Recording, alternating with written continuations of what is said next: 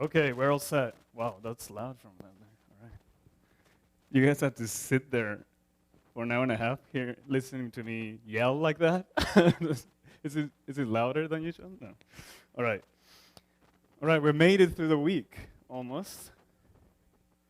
Is there? Oh, it's my fault?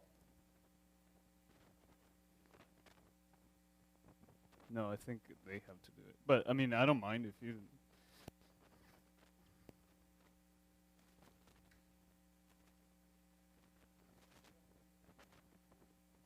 To tune it. Okay. All right, so I'll get going. All right, so we've had what I hope has been an interesting week. We've started from the instruments, understanding its properties, understanding the sources that we wish to target, understanding how the two interact, and how the physics that we're interested in manifests itself in the data that is all we have in the end to try to do science with.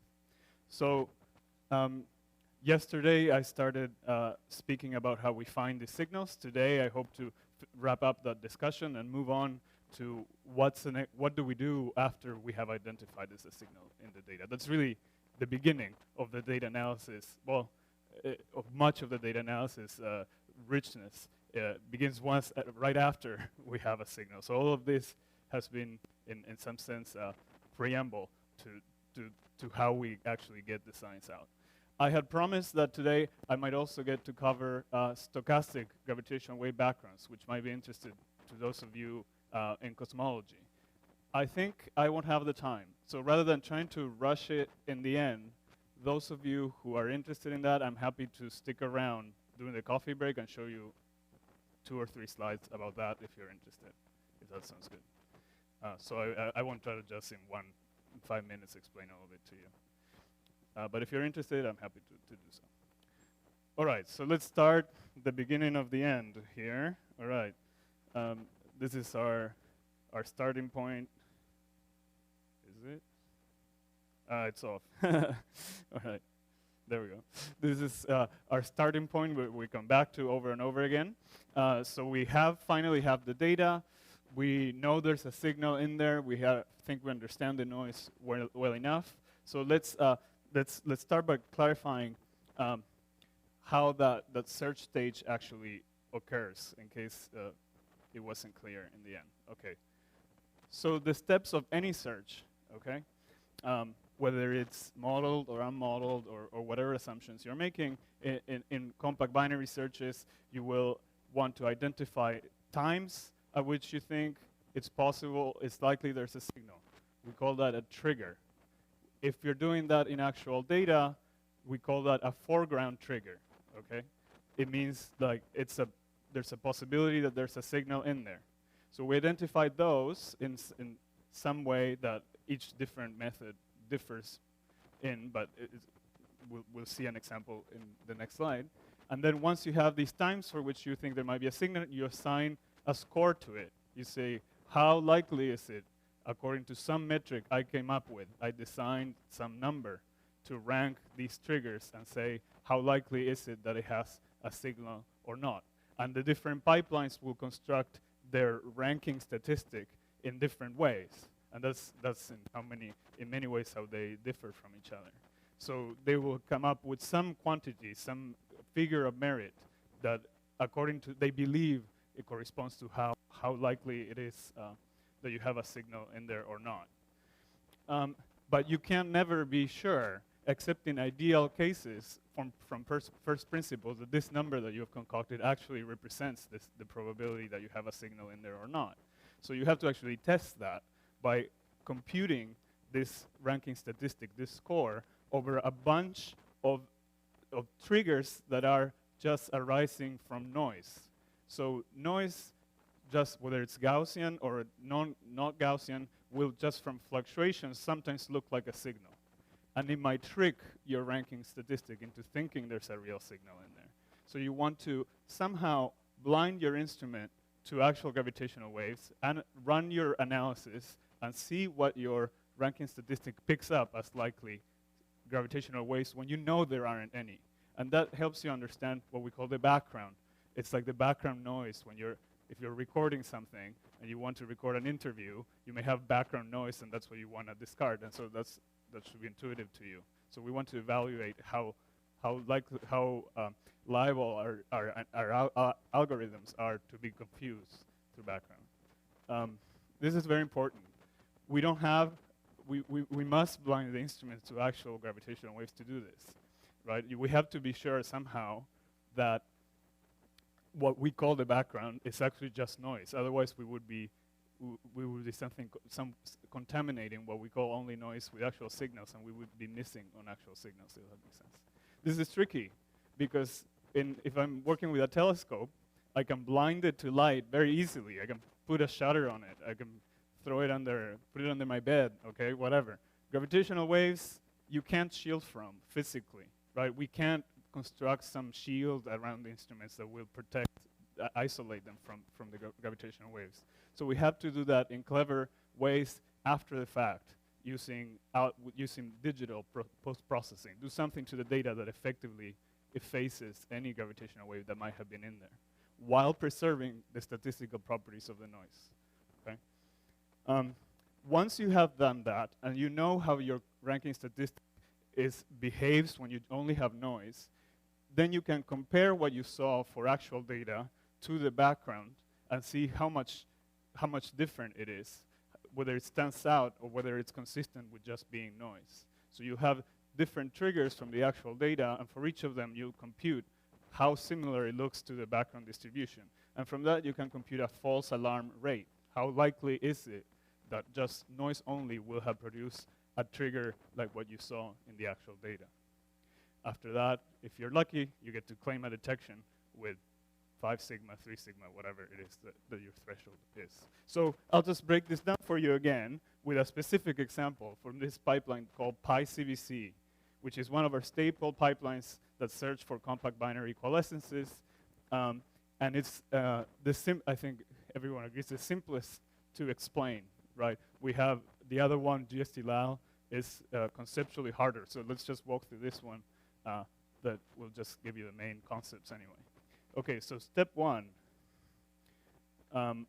you want to identify foreground triggers. So remember times at which you think there might be a signal. You do that after initial data quality. So all this stuff that I talked about in the second lecture, the vetoing and like throwing away bad data and cleaning and recalibration, all of that has already happened to a degree, right? So we want to start with the data as good as you can, which in practice is not always the best data we could have, because we're doing this sometimes live, so it's whatever's the best data are available at some time. Anyway, so once you do that, as we discussed last time, you will grab the data from a single detector and scan it for spikes in the signal-to-noise ratio in the way that I discussed yesterday. You take this, the signal-to-noise ratio is just an inner product, which you can write as a Fourier transform. And remember, there's that timing factor e to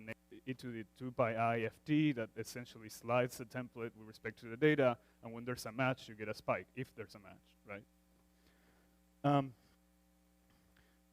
Okay, so in this case, there was a match, right? And you get this loud spike that lets you identify a trigger after you have defined some threshold. And PICDC for single detector triggers defines a threshold of SNR of 5, right? So this spike has to go above 5, and they mark it, and they say, this is a trigger. This time might contain a signal. Once you do that, you compute your detection statistic for this trigger, which is essentially the SNR itself, 10, except that it has some extra corrections. They do some extra tests and reweight it in some way that has to do with the chi-squared, with the particular shape that the signal has. That's some choice that PICDC makes. So it's some statistic rho hat based on rho, the SNR, in this case. Does that make sense? Is that confusing to anyone? All right, so this is the number that they're putting forward, and they say, we believe this number represents how likely there is to be a signaling here, okay? Okay. Oops.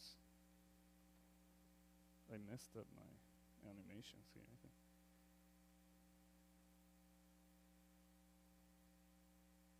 Okay. You can, you do that for the full set of data that's available, and you'll identify several of these times at which there's likely to be a signal. Each of them, for each of them, you compute that rho hat, right? That's that statistic, which I'm not showing here. So it will vary, right? Some of them will look better than others, and so on. Now you do that for all the detectors that you have. Let's just say you do it for Hanford and for Livingston. For Livingston, you'll find some other different set of possible candidates. So the next obvious step is to identify coincidences. So there's some window of time over which PICDC says if the two triggers are within, and for 01 it was 10 milliseconds, or 15. 15 for 01, then they reduced it. If the triggers are between 15 milliseconds for the first observation run, we'll say they're coincident.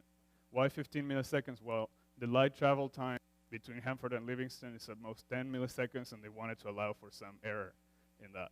I think since they've reduced it, I don't know how much. But anyways, they can say, okay, I have a trigger at this time in both detectors. And this is essentially what a foreground trigger is. And then you compute a number, a new number from the two numbers. So each, the green dot and the orange dot have a rho hat associated with them. You combine them into some combined ranking for the joint trigger. And we call this a foreground trigger. Are there questions about this process?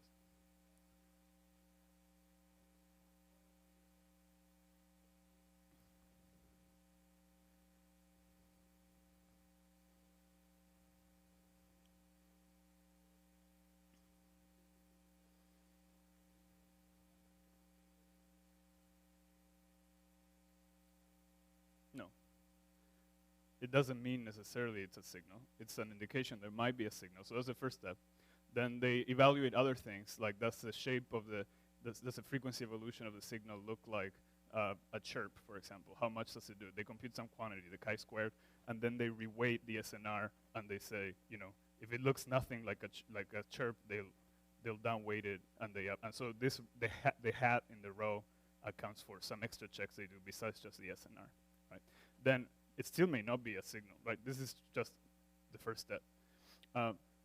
Then once you have, so now PICDC also, once you have the foreground trigger, at this stage it applies consistency checks in the phase, in the phase and the timing. And so in this rho hat C, there will also be some weight about whether the phases and the times are consistent with something like a real gravitational wave, right? If it's a real gravitational wave, it has to have some specific relation between the phase and the time because it must come from some single sky location. And we know sort of how that looks like, yeah.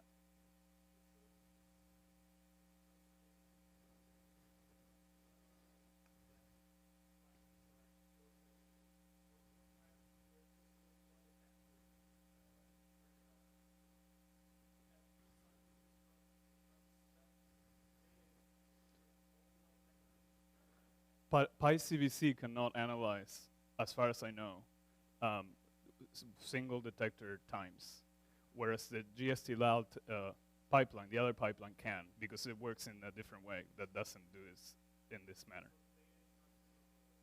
No, it's not thrown away, no, not at all. Yeah. Okay, so this would be the end. If we had ideal Gaussian noise, we can predict exactly for any, so if we actually knew the properties of the noise, we can analytically predict what the distribution of these quantities would be for just noise, right? The same way that if you know the distribution, what the probability it is for the data to look like if it's just whatever noise it is, let's say it's Gaussian noise, then you can just predict what this should look like if it's noise, and then compute the probability of getting some given value, assuming it's noise, and that's it. You can do it analytic. There's no need for more.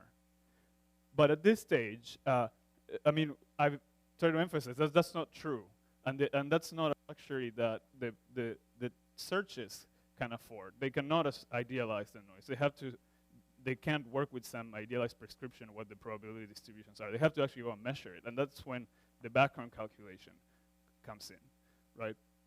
So you want to compute the same quantity that you've been computing for actual, we call it unblinded data, to or on source. We use several.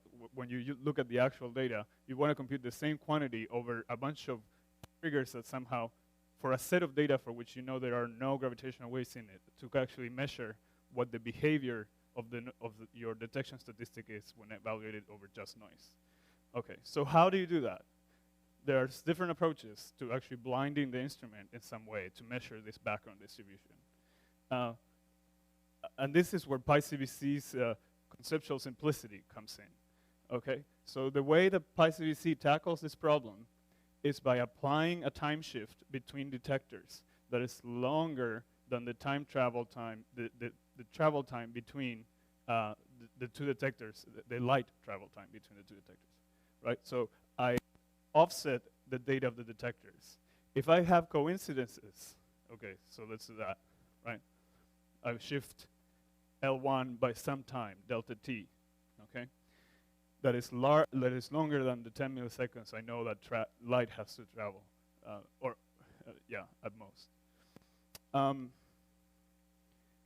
So what does that work? So in this case, these new time-slit data, we know that any coincidence or anything that looks like a real, like a signal, is not a real signal, right? Because it's not physical. You can't have actually a signal hitting the detectors. It would have had to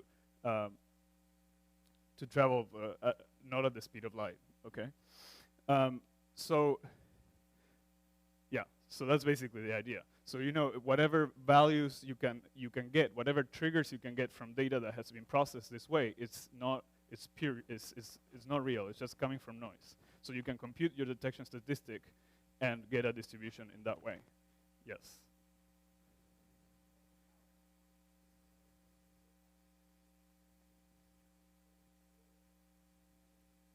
Yeah, it depends what your threshold is. Yeah, of course.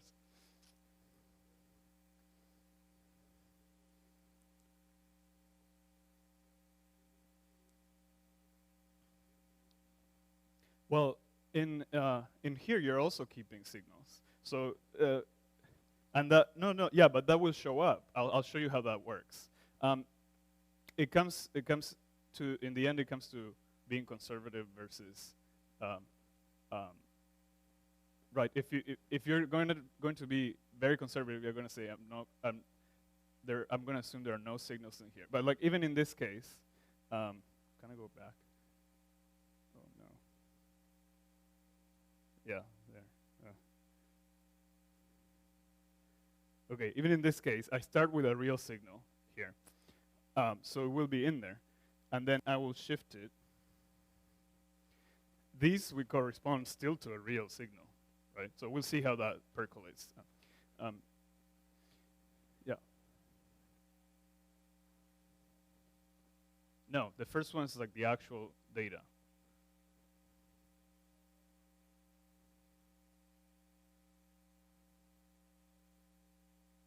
No, because we define coincidence as within the light travel time, right? We define the trigger, as I mentioned. Let's see. So here you have a coincidence in the time-shifted data. We don't require it to be exactly at the same time. We require it to be within within 15 milliseconds. That's the maximum difference that you could have in a physical event, right? If the maximum delay between the two detectors, if this is H1 and this is L1 on the Earth, the maximum delay is if the gravitational wave is coming this way, and it actually has to travel along the line they define.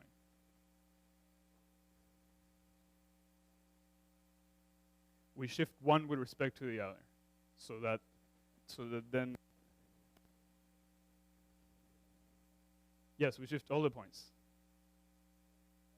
We just change the timestamps. Okay, let me know if you still have doubts after I walk through the example. Yeah.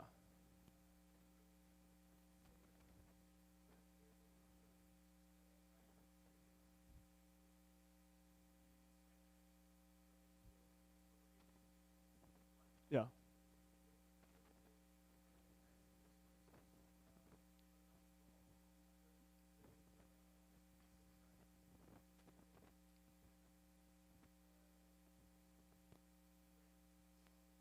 Yes, but these searches assume general relativity. That number one. Number two, even if you allowed for, in those cases, the constraints already on the mass of the graviton would give differences from the speed of light that are much, at least in the simplest models, they're very small. So it's something that you wouldn't notice at this coarseness of timing. That said, you could have your whatever, your own, I was gonna say your crazy theory, but I don't want to offend. You could have like your own theory, right, where that's totally different, and then, yeah, then this doesn't work there, right? This assumes general relativity, right?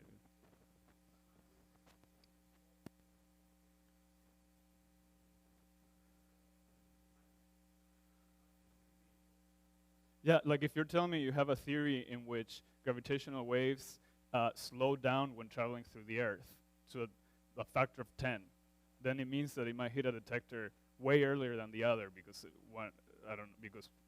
but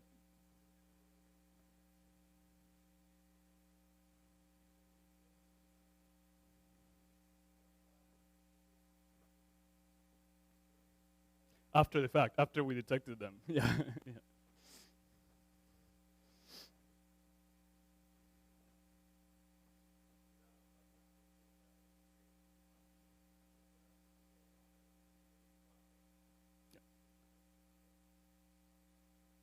It doesn't, yeah.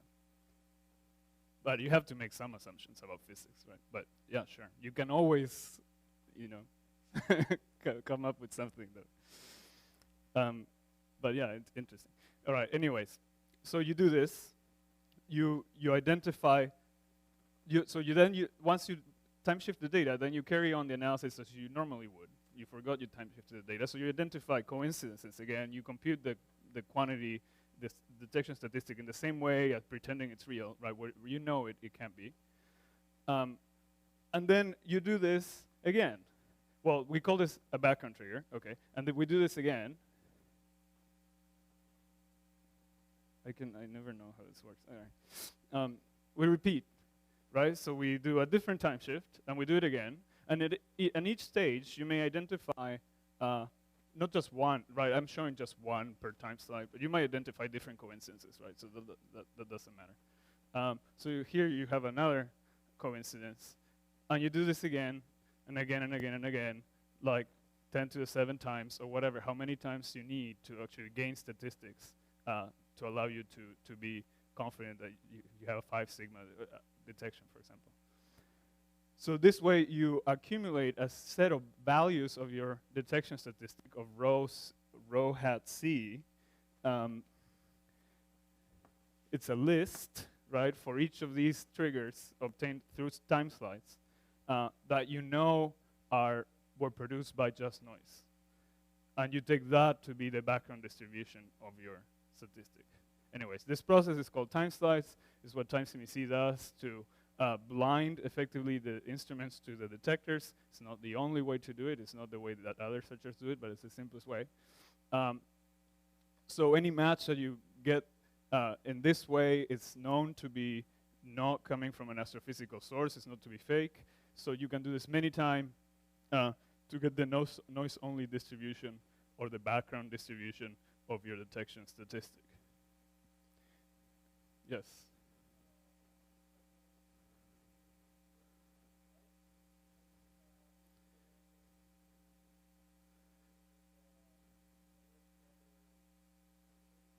Yeah, so actually, it used to be that PICDC only ran offline after we had all the data, and only GST-Lab ran live, but that's no longer the case. There's a version of PICDC live that runs in real time. I don't really know what the differences are in the implementation.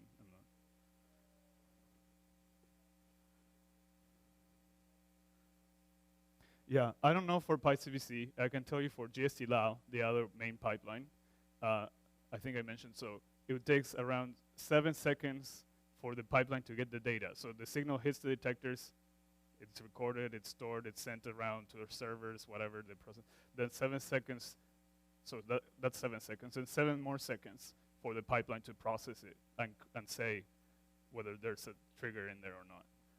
And then that gets sent to our internal databases, and in principle, that's it, right? In reality, then that starts a chain of other follow-up analyses that will compute the sky location, it will send text messages to people so they can go and check that everything was right, whatever. And then in the end, it takes like 30 minutes, in practice at least, before the alert is sent out to the astronomers. At least last time I heard. That's getting better every time as we get better at this. The idea is to eventually get it shorter and shorter. The maximum minimum would be those 15 seconds, as far as I understand for now. Okay. So we only need to do this, again, because the noise is not ideal. If we knew from first principles what the noise behaves, what it behaves in actual life, we could just compute this noise distribution doing just math, right? And then we wouldn't ever do this, yeah. Yeah, I think that's more similar to what the other pipeline does. It builds a model for the distribution from empirically analyze in some way. It has some probabilistic model, and that's why it doesn't do time slice directly. It looks at the individual detectors. I don't know, but I don't know. Do you know the details more of it?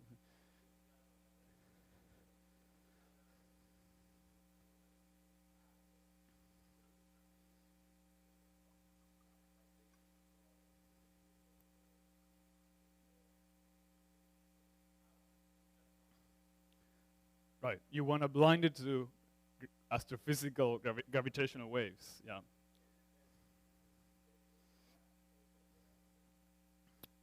Yeah. This definition of noise in this case includes all of that. For us, all of that is noise.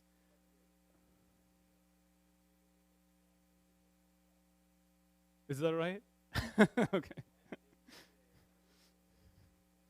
All right. Seems like the most expensive way to study clouds.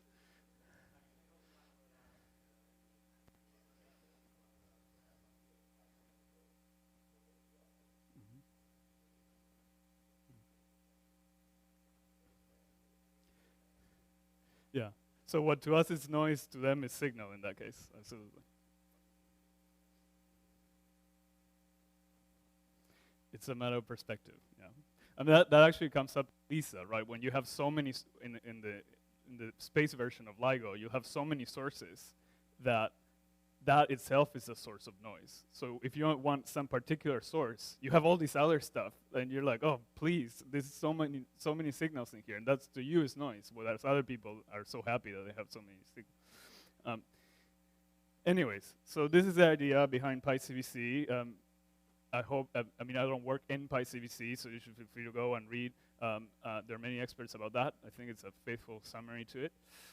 Anyways, once you have done this, you can produce this distribution of your detection statistic, whatever that may be. And this, by the way, now it's in general, right? So whatever pipeline you have will compute some detection statistic in some way. It might not be the way I described it, and it will estimate the background in some way, even though it might not be the way I described it. And then from all those background triggers, you can just histogram them, right? And it might look like something, hopefully, if you design your detection statistic properly, it should look like something like this, where you have a lot of events, of fake noise events at low values of your detection statistic, and then it falls for higher values. That's just because you want to construct this quantity such that it discriminates between real signals and noise, right? I can compute any number, and then it will look very bad in here, but we define this, construct these numbers so that this is the case, effectively. Does that make sense? So we want the detection statistic is constructed to be good at picking up signals, so hopefully your background will look like this, and for the actual noise triggers will be very low, ranked very low most of the time. by your analysis. So then you have the foreground triggers, the first thing we computed, as I explained it. And then you can histogram those in here. And you have one scenario in which it will look something like this, right? You have some set of so the red line represents bin heights in a histogram, right? I just did a line because it's easier to draw than, okay, but imagine it's different bin heights, right? It's a count, so this one is here maybe. So you have one event here, and then, I don't know, a few here, and so on. In this case, there's nothing standing out. It's consistent, the two distributions are roughly consistent. You essentially have no detection. Maybe there's something marginal there. Maybe it's not statistically significant. It could be just a rare noise event. You don't know. Does that make sense? So in this case, you're like, we have nothing there. You could also have something that looks like this. And again, it's not that you have bin height events all the way here. The line just represents the height of histogram bins, right? So imagine it's like this. So you might have one event here, for example. And you're like, whoa, we have one event that is way, way louder or ranked better than anything that we have seen in noise, right? And you say, we have a detection, or more. It depends on how many you have here, right? So you still have a bunch of stuff that's just noise, and then you have something that's an outlier, right? So you can say, well, this is way, way above the noise background. It's actually 5 standard deviations away. If I treat it like a Gaussian, I have 5 sigma detection, Nobel Prize. That's it, all right? And you're done.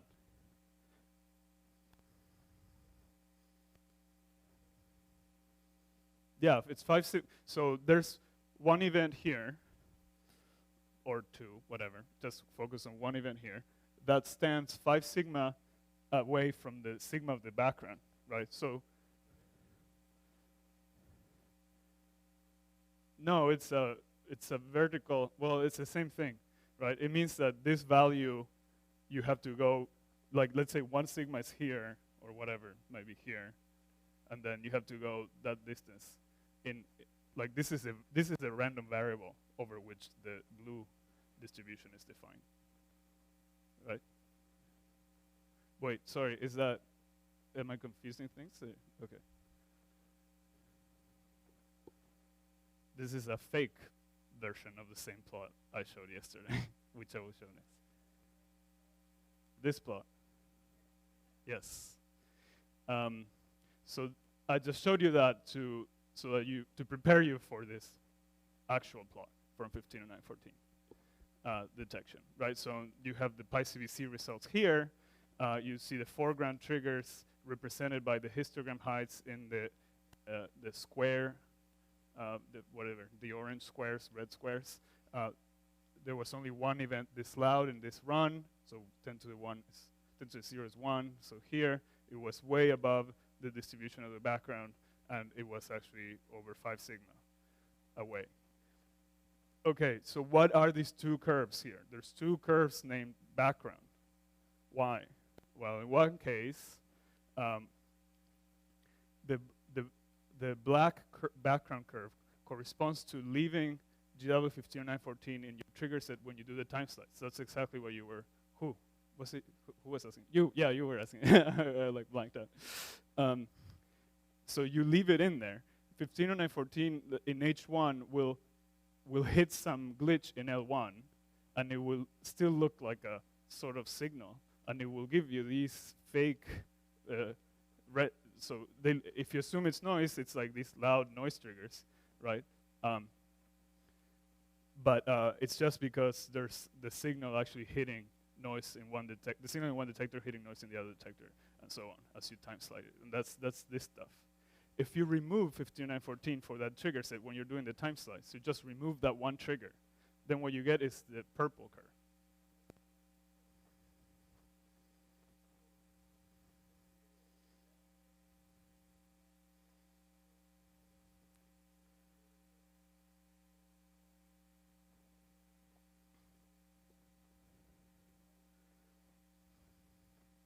You mean like signals will hit each other?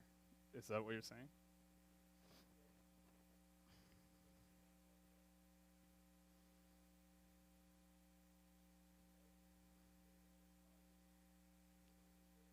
Yeah, my intuition, okay, if I forget about, if I'm thinking about this case, my intuition would be that for something like that, then this will be the same, this will be the same. The purple curve and this slope here will be way sharper here, but you'll see the same behavior. You'll still see separation between these two things in something like this.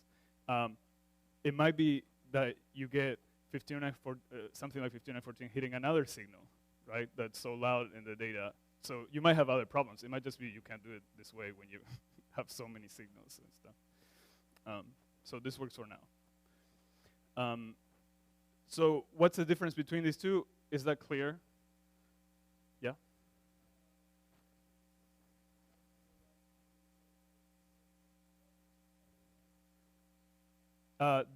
This, don't look at it. It's like faded away. You can't look at it yet.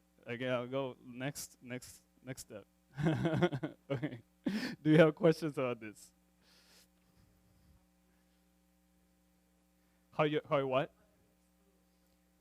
Oh, so you know how like we have a set of triggers and then we time slice. We just remove that time from the time slice. We don't consider. We just remove it from the histogram, right? We remove any noise trigger that arose from the 150914 signal hitting something else. We just throw it away from the counting. Yeah, but we erase it after the fact. You know, we have a list of coincidences for background. We know which ones came from the times of 150914. We throw those away from the histogram, but we don't have to go back to the data, right? It's a post-processing thing. It's very cheap. Like you just ignore those points. So you see, if you remove that, then it looks very nice, like what you expect from just glitches, as studied by PICDC. So this is what we call the little dogs, for those who know, whatever. So this corresponds to like the most conservative position, where you say, I'm going to compute the background probability, assuming that it's a signal, that it's not a signal, and then it's one you've established that it's louder than the background, even in that case, so you're allowed to throw it away and say what the background is under the assumption that it's real. It's a subtle thing. So we did both for the first detection to show that even if you leave it in there, it's still 5 sigma. So this sigmas here, the bottom one corresponds to the black curve, the purple ones to the purple curve. Right. The other plot is comes from unmodeled searches, searches that do not use templates. They use signed Gaussians to pick out the coherent power in the different detectors. Remember, I mentioned that in the beginning yesterday. They work internally in a different way. They're not computing match filters to a template, but they work in the end. They produce some statistic and they have some background. Same thing, right? And these searches actually were the first to pick up 150914 in lifetime. They didn't have a model for it. They just saw this loud thing that had to be something. So it was very impressive. I mean, at least I think they were happy. Anyways, so you see us assuming GR templates without assuming GR templates. Of course, the significance is less, just because model searchers are way more easily tricked by random artifacts in the noise. So the background is louder, so it's harder to distinguish.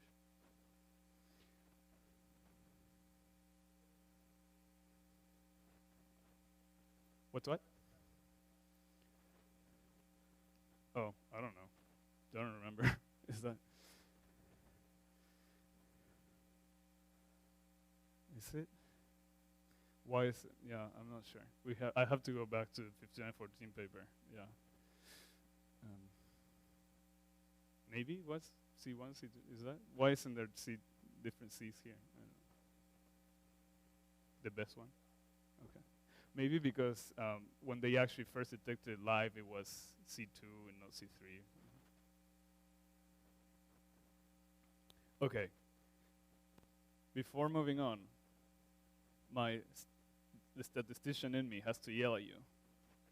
Sigma is not probability of being true, ever, right? When scientists quote p-values or standard deviations, that's the probability of having something like this arising from noise. So assuming it's noise, how likely is it that you would get this? That's different than saying, how probable is it to be true? To know how probable it is to be true, you don't only have to know how likely it is to arise from noise, you also have to know how likely it is to arise from actual physics, from the actual signal model. So you have to model both the noise and the signal population to know this. This is way harder to compute. And we have, these days, we publish things called p-astro, the probability of being astrophysical, and it's computed in a statistically way more complex way than this. Anyways, that's just so you're aware that statisticians will cringe if you say this is a probability of 15 and 14 be real. It's not. It's that the fact that the probability of it arising from noise is very low.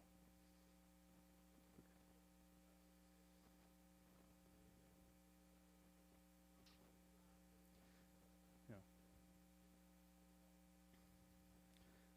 You should use the microphone.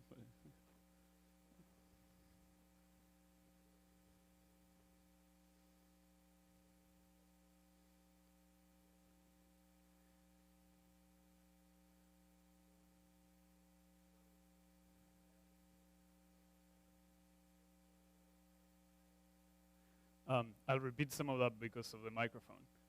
But it's just that unmodeled searches can impose some morphology constraints. They can say, okay, I'm going to look for any signal, but I'm going to require that the frequency goes up in time, right?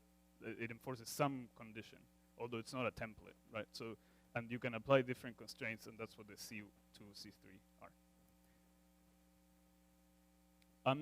This is the end of searches. Do people have questions about this?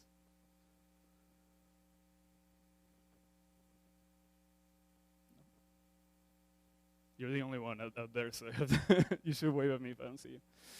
Okay. All right. So we've got a signal. Now what? Right?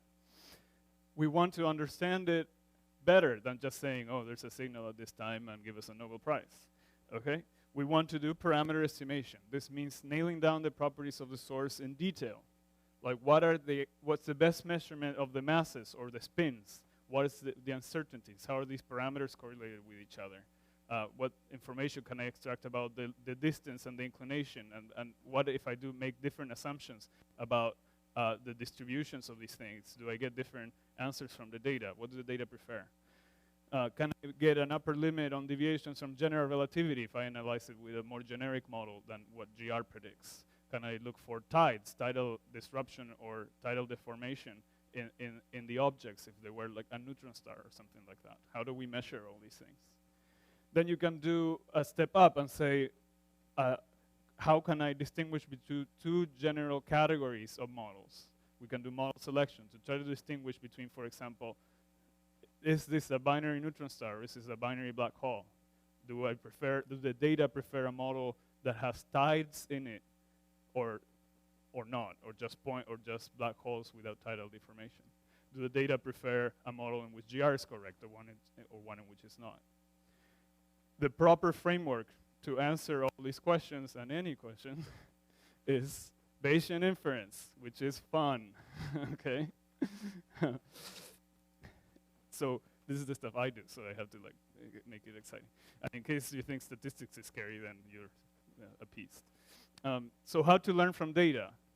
That to extract information, that's what we call inference. And there are well-defined, mathematically rigorous ways of updating our beliefs based on what we have seen. We start with some beliefs about the world, we see what's out there, we update what we believed. And that's how you operate in your daily life, and that's what we do in science too, except we write it down in math. So why is it called Bayesian inference? Because we rely on Bayes' theorem, the best theorem, okay?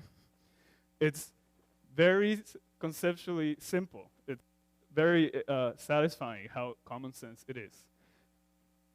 It says if you have two statements, let's say A and B, okay? The probability of A, assuming B is true, conditional on B, given B, okay, same meaning, is equal to, or proportional to the probability of B being true given A being, given A being true, so flipped, times the probability of A overall, and it's divided by the probability of B. If you don't know where that's coming from, just look at here. So if you have two statements, A and B, and then the gray circle means A and B both being true, or whatever the whole set of possibilities you may have, right? The probability of A given B, so I assume B, then what's the probability of A,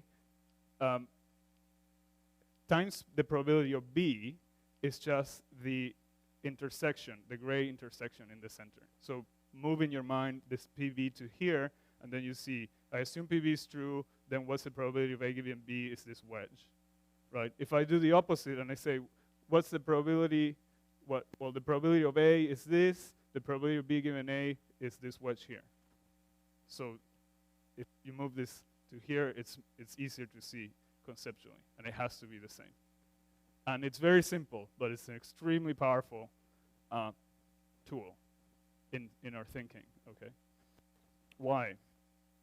Because we generally have situations like this. We have some hypothesis about the world, and we have some data, and we want to know what's the probability of this hypothesis given the data that we have seen, right? I make a measurement, whatever it is, and I want to know what does that tell me about this statement, right? Is GR correct? I get the data from the Eddington 1919 eclipse. Well, how do I judge what it says, what the data is telling me about the hypothesis? So what's my belief about this statement, GR is correct, after I've seen the data from Eddington, right?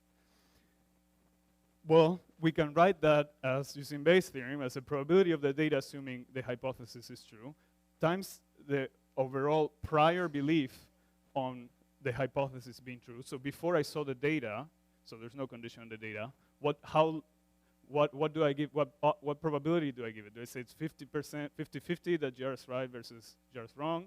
Or do I say it's 90-10, like how much? And that represents your belief. Like what are you willing to bet before you've seen the data on this H? And then a constant, the probability of getting the data overall, which is essentially, it's very hard to compute, but it would be what's the probability of getting those specific data under any hypothesis. But we'll see that we usually don't need this.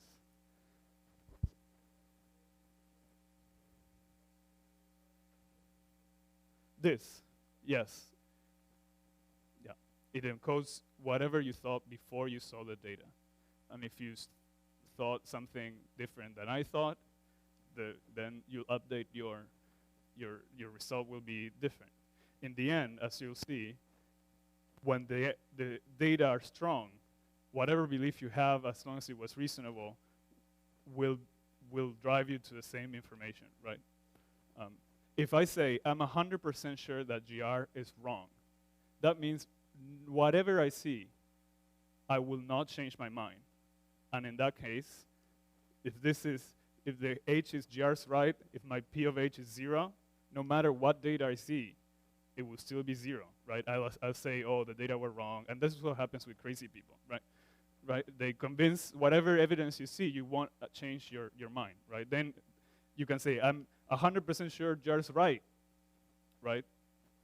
Then the data come out and they look wrong, and you're like Einstein that said, you know, if the experiment hadn't confirmed my theory, I would have felt bad for the universe. So if you believe it's already right, you don't need to look at the experiment. You're ready, and if you look at it and it comes out contradicting what you thought, you say, oh, the experiment was wrong, right? That you don't change your mind. So those are the two extremes, and in between, as long as you allow with some weight any possibility, eventually you will be driven to the truth by the data. As long as it's not 0, we call it a what's it called? It's a non-ill-post prior, right? It's not a delta function in either in any value, right? Okay, so we'll see how this. You should keep these conceptual questions coming because I've been thinking of it this way for so long that I forget. Yeah.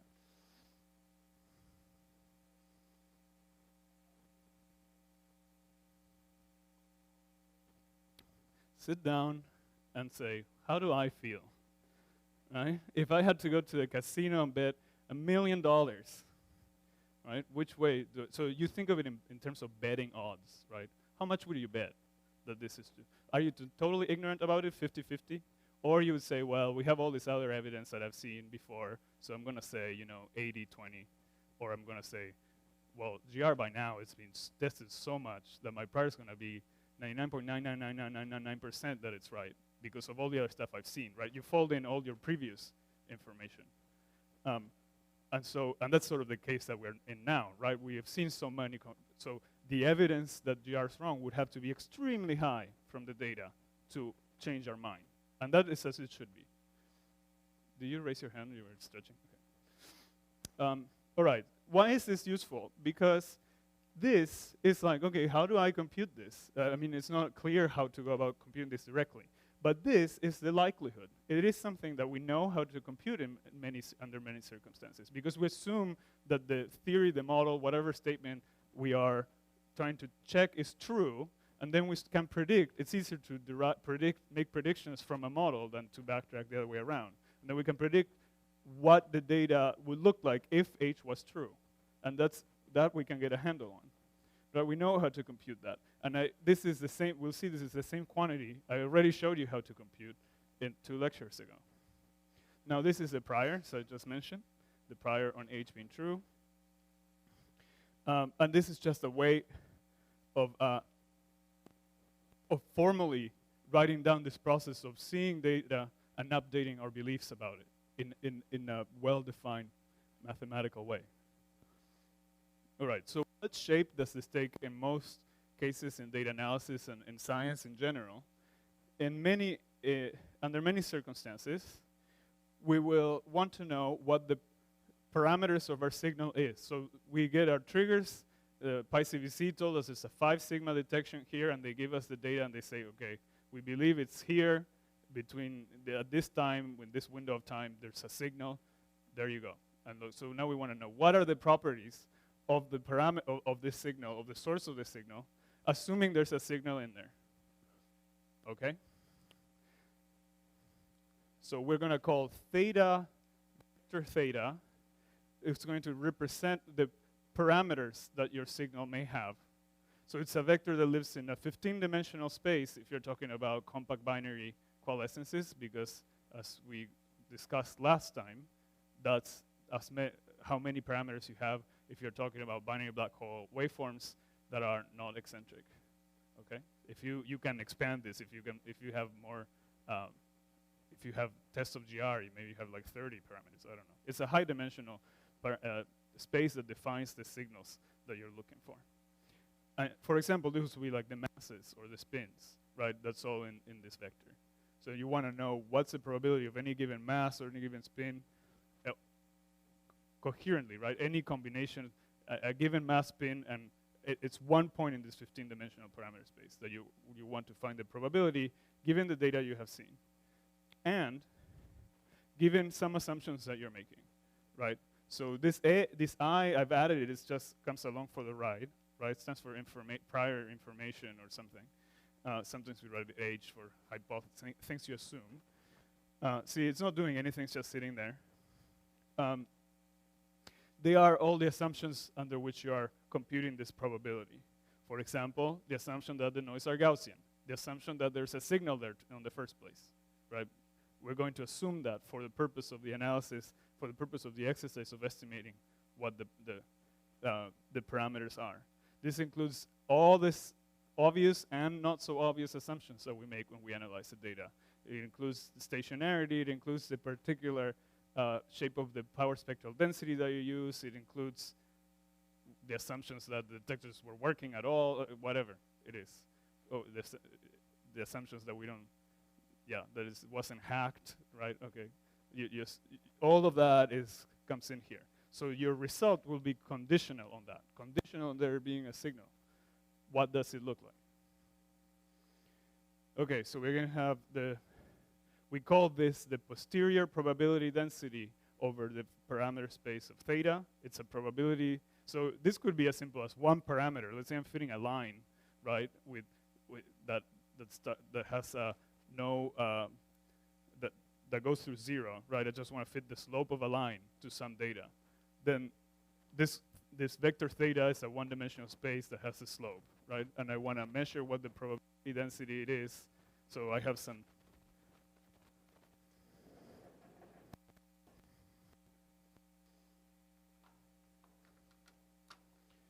So with some set of data that some chemist or something measured in a lab, okay? And I'm like, I think that this should follow a line somehow, the trend, right? And so I have a model it's a line. I can have some slope, whatever, alpha, okay? So I want to measure, so the pink thing is the data, so I want let's be creative. All right, let's write the probability of alpha after having seen the data D and whatever other assumptions you're making. Okay, that should look like, in the end, once you computed this alpha, there will be some, let's say you allow it to be between 0 and whatever, pi. It will look like, I don't know, this, right? Or that. I don't know. I want to know what are the most likely value of alpha. So what's the one that best is favored by the data you've seen? It doesn't look like the yellow one. It looks more probably like this one. Okay. In our case, this distribution, the posterior distribution, is not defined over a line. It's defined over a 15-dimensional space. Okay. Each point in there describing a specific source with a specific mass, spin, whatever, and so on and so on. And then there's a probability distribution in there that says which kinds of sources are more likely, given the data that we have seen. Is the concept of a posterior mind-blowing to you, or puzzling? Yes?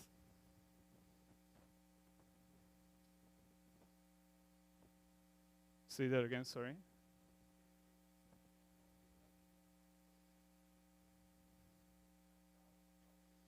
We'll see that now. So we have the likelihood here on the right-hand side, and again the prior. The shape of the likelihood will be determined by the assumptions you make and by your understanding of where the data came from, right? My understanding of my instrument leads me to write down some function for the probability of getting some data for some given parameters, and as we'll see again, which will be a Gaussian, if you assume Gaussian noise.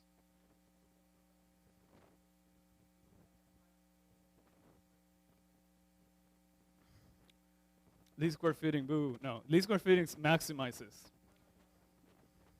It's related, yeah. So least square fitting will find roughly will find the maximum, it's a maximum likelihood estimator that will find the peak in this parameter space. So it will tell you some estimate of where, let's say this is the distribution you end up getting for alpha. Then you do the least squares fit, and it might give you a value here, right? That is an estimate of the peak of where this distribution would be.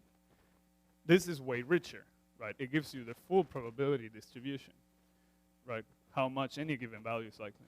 The two things are very much related mathematically, because as you'll see, if you minimize the chi-square, the least squares, you're maximizing the match filter. And that's where the relation comes in, and you see the likelihood is a match filter essentially. But we understand the relation between the two. But this is a more controlled way that gives you more information. Besides the fact that there are technical issues, right? When you're trying to do a least square fit in 15-dimensional space. Okay. The last piece, which we won't talk about, I won't have time to discuss too much today, is called the evidence, or the marginalized, called the marginalized likelihood or evidence. Okay, it's basically this quantity if you take an integral over all the values of theta. And for our purposes, when you're trying to estimate the probability density over the parameter space of signals, you see theta is not in here, so it's really just a constant. That makes sure it is a constant, but not that constant. My computer is fine, but this projector died.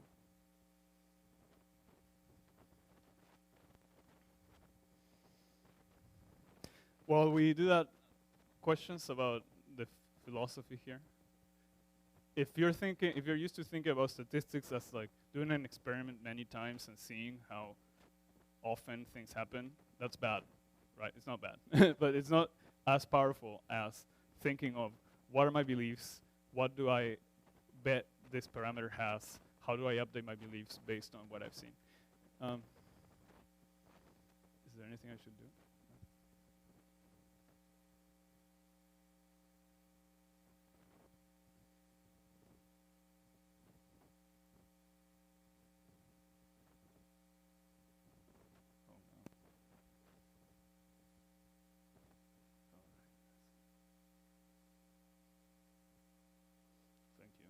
I guess I could have unplugged it and plugged it back.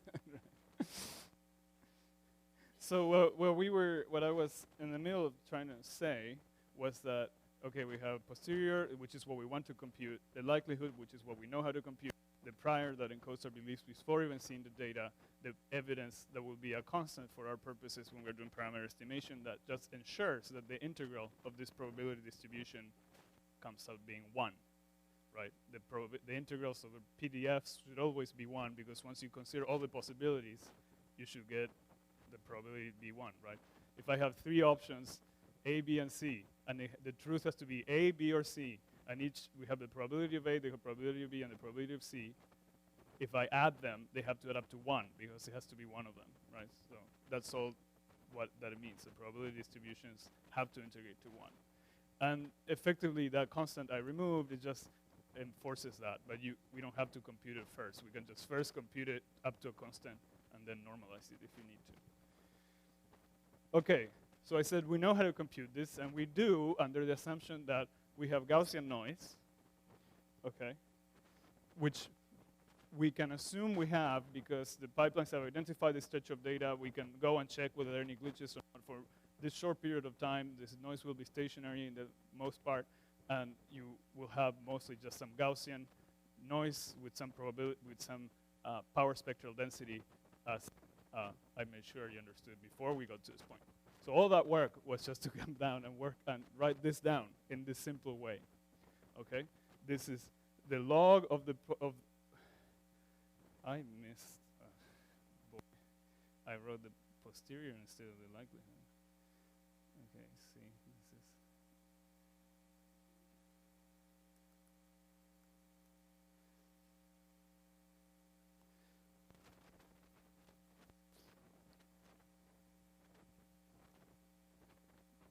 Now, no one noticed? Okay. I had written this thing down here, but it should be the likelihood. What we know how to compute is the likelihood. If it's Gaussian noise, as we worked so hard to describe, is the e to the minus 1/2, the inner product between the residuals of the data and your template, h that corresponds to a particular point in parameter space, theta. So you assume some parameters, theta. You see theta now is on the right-hand side, which means I pick some value, assume some value, and then that h that appears there is just the h that you predict for those values, right? Some particular set of massive spins and so on and so forth.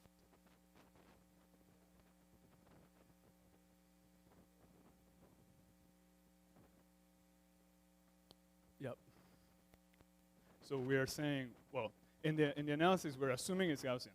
Why is that a good assumption? Because we're just analyzing this small stretch of data where we have been already told that it's all nicely behaved and so on. We'll see that in some cases that's not true, and to some extent we can try to make it look more Gaussian and then do this, right? It's not Gaussian.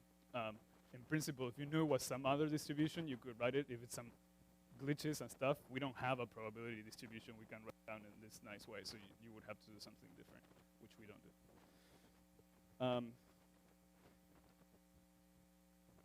We remember this, right? Okay.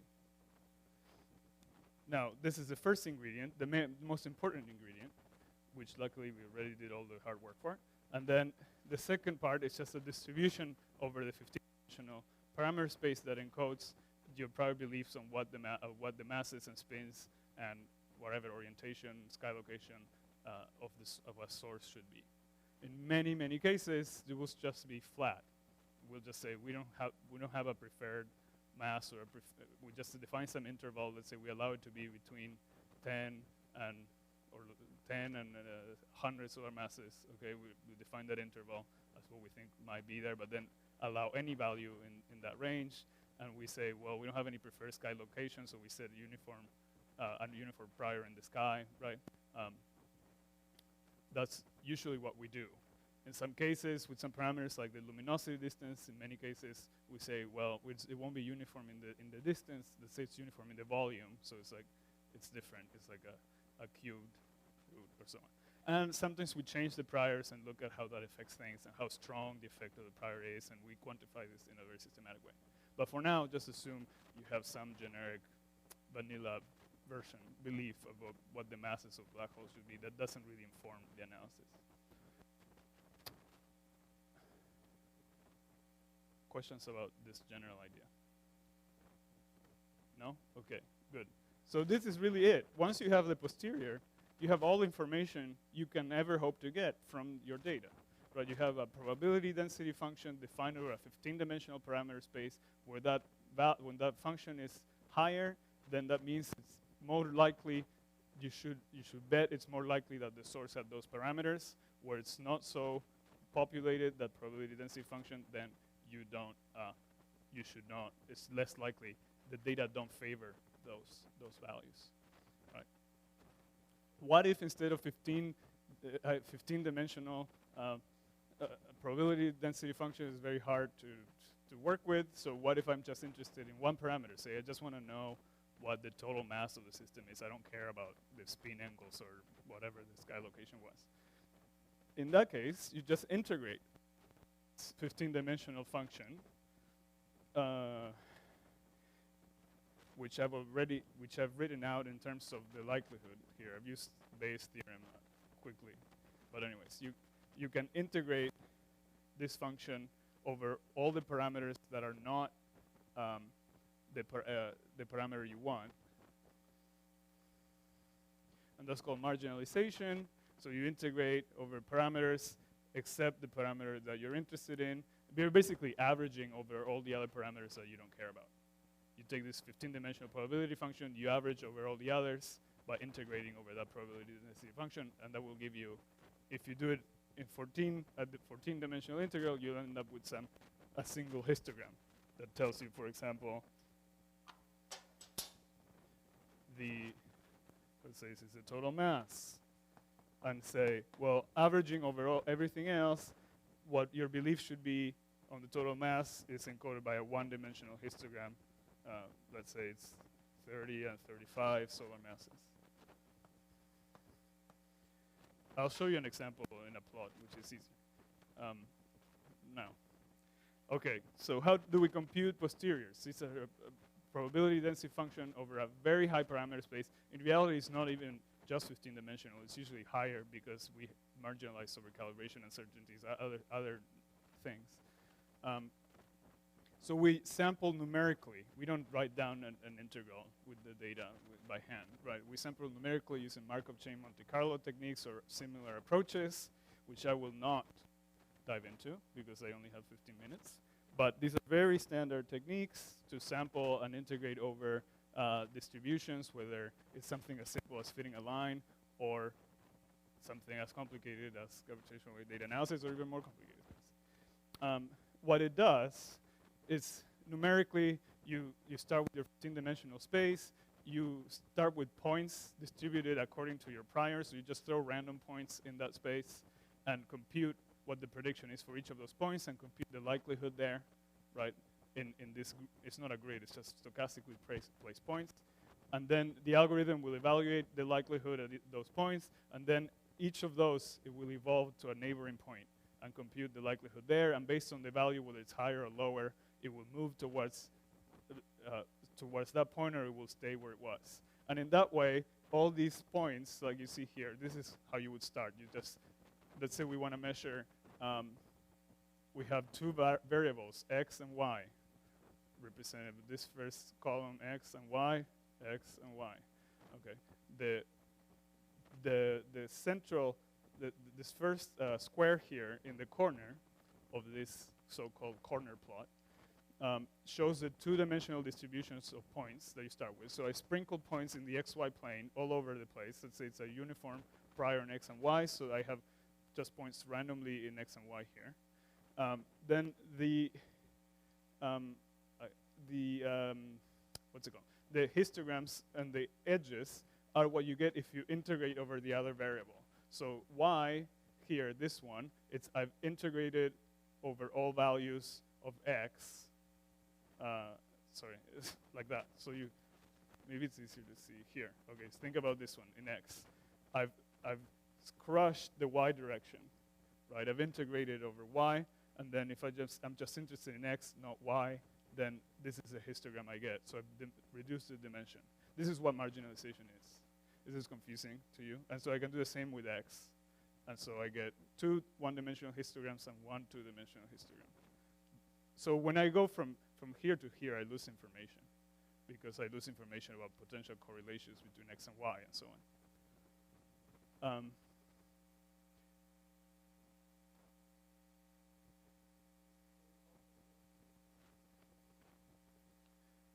We do it numerically. So we start like this. Yeah, let me show you then. That's a good question, because it's the next thing. So we set up the algorithm by which I'm not really, the point is these algorithms, you start with at some point in parameter space, and it will move the points around, trying to concentrate them where the probability is highest. So it will map out the probability distribution that you don't know. So I start with a uniform, that's whatever my prior is saying, I start with a distribution of points like that, and then it will try to go from the prior to what the posterior is by moving points around. And so what it looks like is something like this as it runs.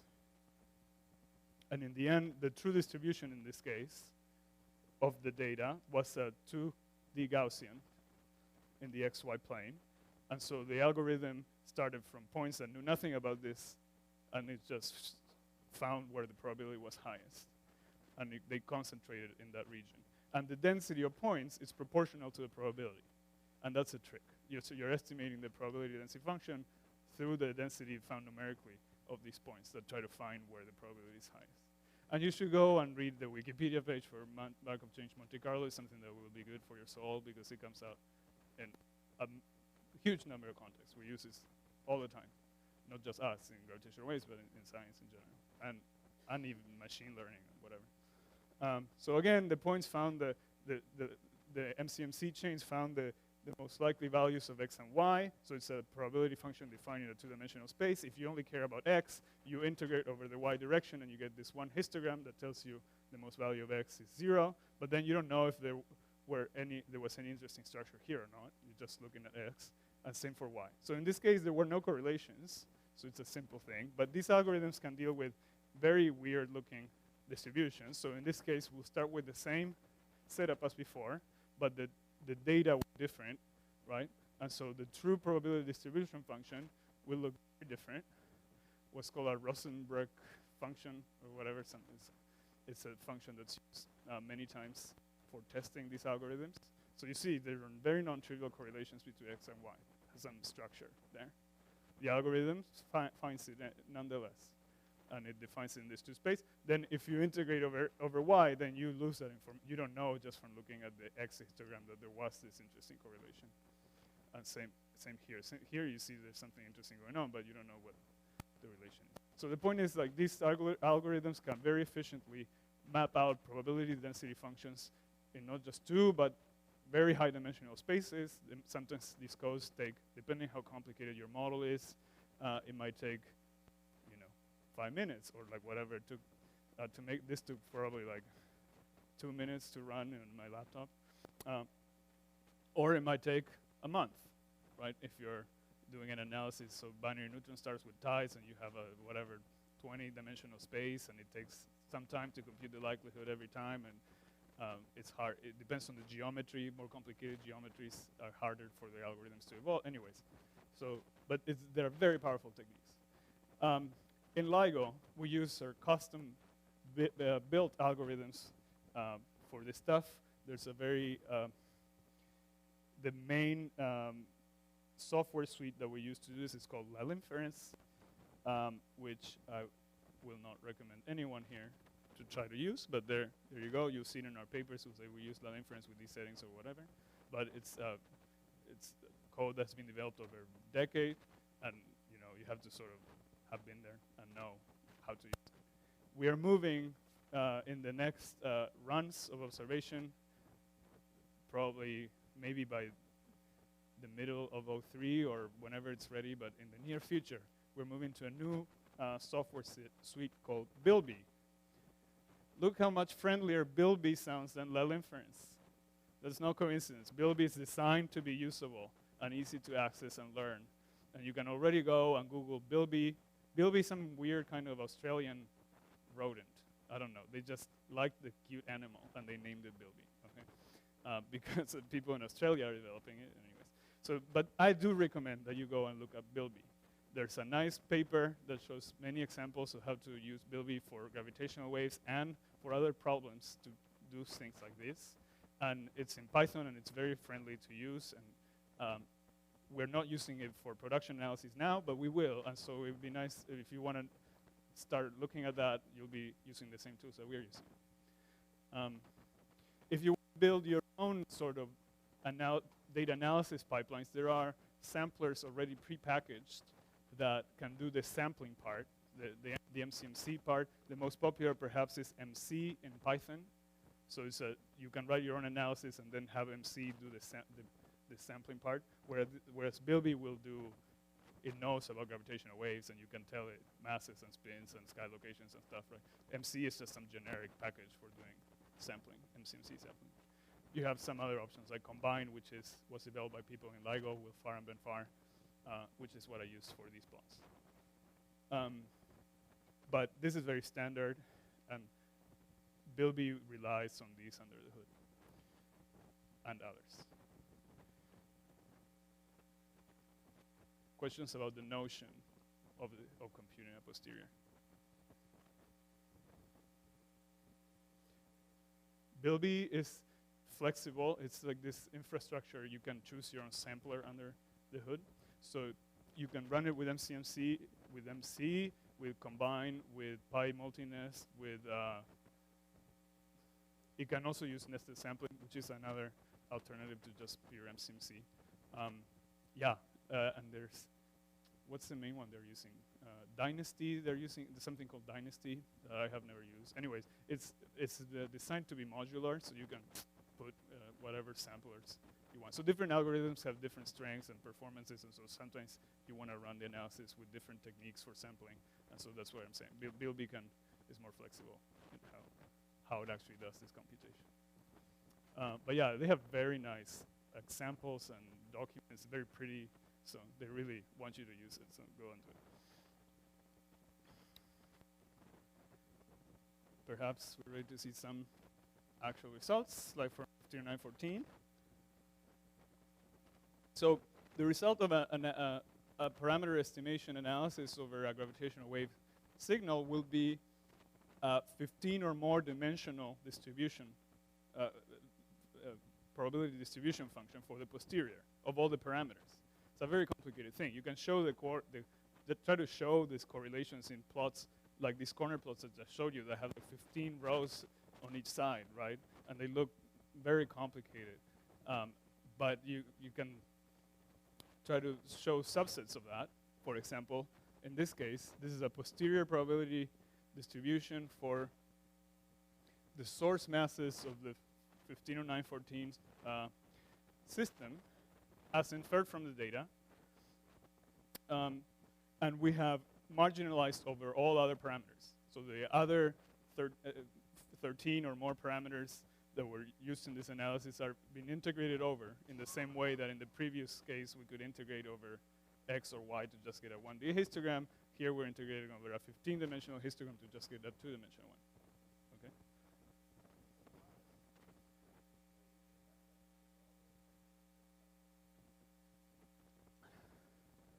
I think it was flat on the masses. We're just setting we set the boundaries, right? But I mean, by the time we did this analysis, we already knew it was heavy because it had been seen by the pipelines. The pipelines tell us at what time and sort of what mass it had. So we know how to set the priors to include that and some range. And so then we'll run, let's say we run an analysis with a flat prior that is between 10 and 50, but then if we find that this distribution is hitting one of the boundaries, we'll rerun and allow it to go more. So we make sure that whatever prior we have has support for, yeah.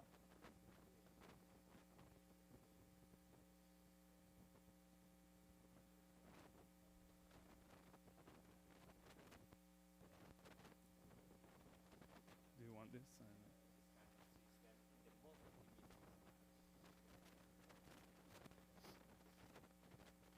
Yeah, it's true. I think culturally, a lot of people just were expecting binary neutron stars, but yeah, people like Kip Thorne were always said this first thing we'll see is black holes, so he wasn't surprised. But I guess we hadn't seen binary black holes. We had seen evidence of binary neutron stars, so some people thought that's what we would see first. Please.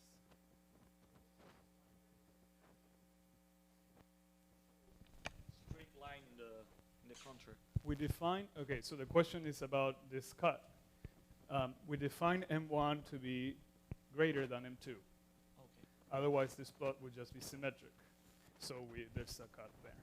Okay, so what do we see here? We see in purple probability density function over the M1, M2 space, it defined in the source frame. So redshift has already been accounted for here. So the way you should read this is areas with more intense color represent areas where the probability is higher.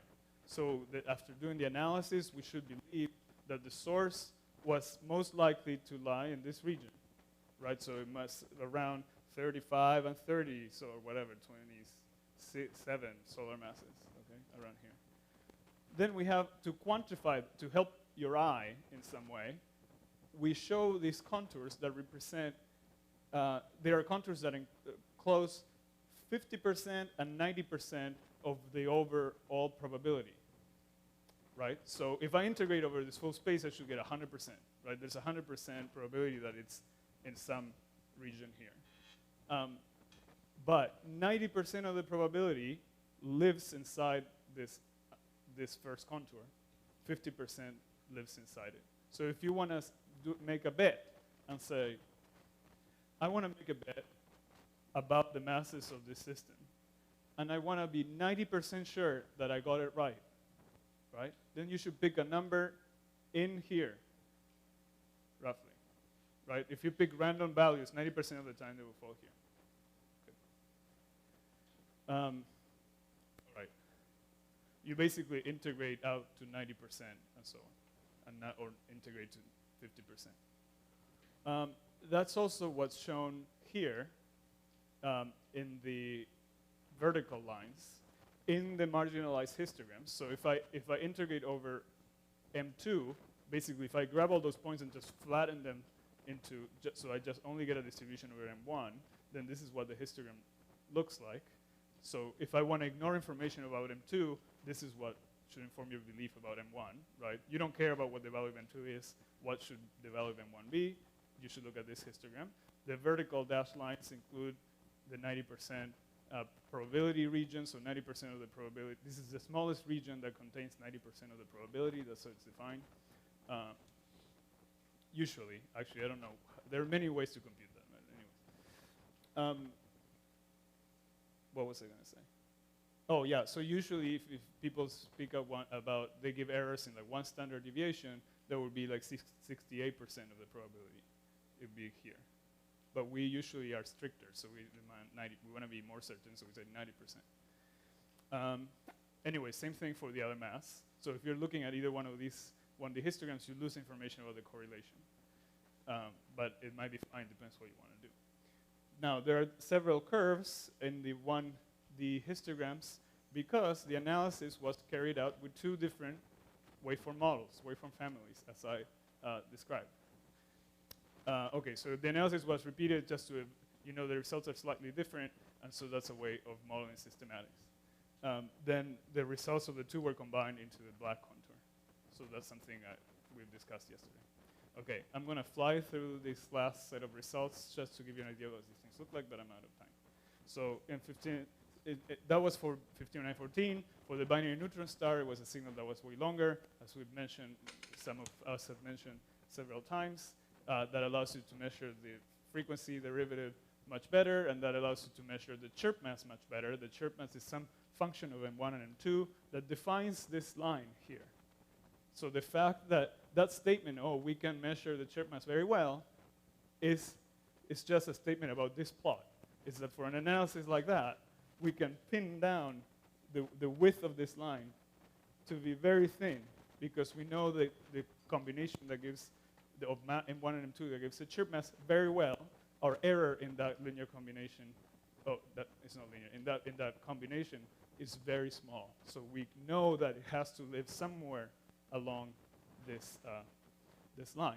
So if you look at the individual M1 and M2, it doesn't look that good. But we know the combination very well. Now, what's the difference? There's a degeneracy. Okay, I'll run over 5 minutes. Is that okay? All right. There's a degeneracy in the waveforms between mass ratio and spin, because they affect the phasing in similar ways. Okay, and you can see that here in the comparing the blue and the red distributions. In the red case, we have allowed the spin magnitudes along the direction of the orbital angular momentum to be anything below 0.89. So very high values all the way down to 0. In that case, you get this measurement, the red one, that includes the blue region. It goes from here to here, for what the possible masses are. Because if you allow for a lot, well, okay, if you allow for only very small values of the spin, only values below 0.05, then you get the blue region only. Okay, and why is that? It's because the spin and the mass ratio are correlated. So if you say, and that's not shown, the mass ratio is, well, it's not shown explicitly here, but you have M1 and M2. And so if you only allow for low values of the spins, that restricts the mass ratio to be within, what is it? Is it higher? No. Yeah, higher mass ratios, lower spins. So the mass gets impacted by your assumption on the spin. And so if you allow any spins, you know less about the masses and so on. So this is how you encode your prior beliefs about the object, right? If you say, given these masses and the stuff I know about the universe, something that's like around 1 solar mass is most likely to be a binary neutron star than black holes, because those are the systems we see out there. So if I analyze my signal under those assumptions, and only allowing for low spins, because neutron stars can only spin much slower than black holes can, then you get something that's consistent with that, so you get lower, a lower mass here. Anyways, so that's just to show you how there are correlations and things that are important. And so this whole posterior incorporates all our knowledge about physics of these sources. We can measure other parameters that are not used in the parameterization of the signal itself. We can derive posteriors on for example, the final mass and spin of the remnant. And you can get contours like this for the first set of detections, and so on. We can measure a bunch of things. Of course, from these contours, we can also produce posteriors, if you wish, or credible regions over what the signal looks like. Right? You sample points over your 15-dimensional parameter space 1,000,000 times, and you create 1,000,000 waveforms, and you see what kind of features for morphology they take. And so here in blue, you see the result of that process, right? I can sample the parameters and show you the 90% credible region over what the signal looks like, and that's what the blue stripe is. And this is whitened data, right? So that's why it looks flat. Okay, so it doesn't mean that it can take any value. The signal can take any value in the blue. It means that the signal has to live in that envelope 90% of the time. Okay, just to wrap up, what happens when we have broken assumptions? Then parameter estimation is not valid for the binary neutron star. In the Livingston detector, we had a giant glitch as the spiral was happening. So you see the binary neutron star going up in frequency, and just as it was about to finish, bam, something in the instrument went wrong, okay? And you have this super loud feature that is clearly a glitch, okay? So you can't do parameter estimation under those circumstances. Whatever you get is going to be garbage. It's going to look bad because it assumes there's a signal that it will look, that there's only a signal and Gaussian noise, that you can't have something else. So what do? Well, we use methods to extract this glitch from the data before we analyze it. We clean the data in some ways. In this case, it was done in different ways. You can just window out that moment where the detector, when the glitch happened, or you can just model the glitch and subtract it from the signal, which is better. We did both things. You can measure then what the effect of doing this is on your analysis and check that it doesn't really change what the results are. And so that's what was done for this signal. We cleaned the data. Then after removal, I don't have a picture for it, unfortunately, but after removal, it looks perfect. Right? We were this was in the end beautifully subtracted. So and here you see like it's modeled, the glitch is modeled and just subtracted from the data. Okay, one more thing we mentioned before is calibration uncertainty. That's also folded into these analyses. The way we do so the calibration uncertainty represents an error in an uncertainty in what the true value of the data should be, right? What the calibration is at a given frequency and amplitude, in amplitude and phase at a given frequency. The way we handle that is by instead of modifying the data, we modify the waveforms because that's easier. So we allow perturbations to the GR, to the templates according to the calibration model. So you know the data are wrong, so you can either modify the data or you can modify the template in opposite ways, and it's the same thing. So that's the way we do it. So effectively, we have calibration parameters in the model, which we measure and marginalize over with everything else. So I want you to be aware of that. If you ever download the best fit waveforms that we produce, sometimes they will look weird because they have these calibration factors in it. Okay, these were some topics that people had asked me questions about, so I wanted to make sure that I wrote it up. But I'm done. I started on Monday with this picture of the detections that happened in 01 and 02. You see the richness of science.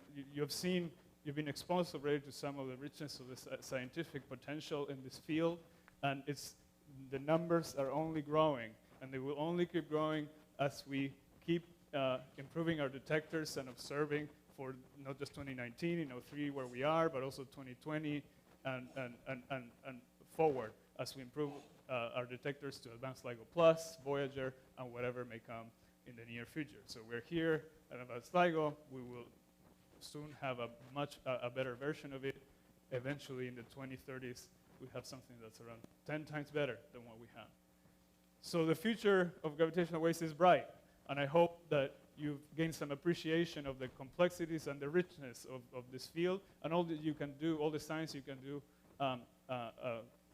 already with the knowledge you have gained. So you should feel encouraged to go to our open science center, download data, play around with it. Feel free to email us if you have questions. So the future of gravitation is bright, but not literally, because gravitational waves are dark. All right, thank you.